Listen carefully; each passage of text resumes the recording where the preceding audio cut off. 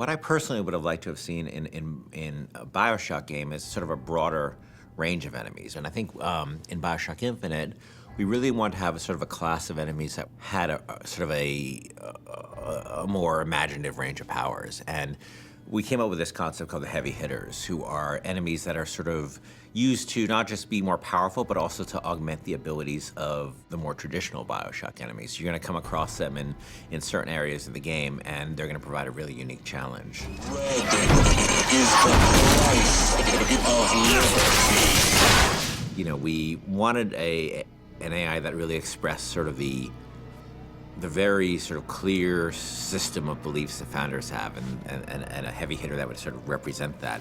And the Motorized Patriot is sort of the embodiment of that. And they came up with this idea of this creepily motorized, like Hall of Presidents animatronic George Washington. It was specifically the face, specifically this weird, like, porcelain child dolls, you know, poor rendering of George Washington.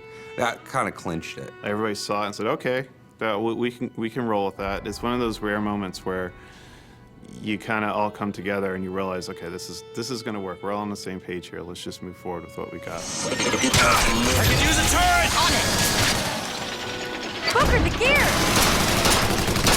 So the Motorized Patriot, a couple of things make him really special besides the aesthetic of him. One is that he's, unlike most of the enemies, he's completely fearless. He doesn't have a sense of self-preservation, so he'll just keep coming at you and coming at you and coming at you. You know, despite the fact that you face many different kinds of enemies in this game, you clearly can't reason with this one. He's just gonna keep coming forever, you know? He is sort of a clockwork Terminator. The other cool thing about him, he's got this Gatling gun called a pepper mill. But once you destroy the Patriot, Booker can actually go pick up the pepper mill and actually use it as a heavy weapon. And that's the only place he can get it, was from a destroyed Motorized Patriot. I mean, I also like that, you know, as he starts to take serious damage, he actually loses the Washington mask, and it reveals his sort of metal skeleton underneath.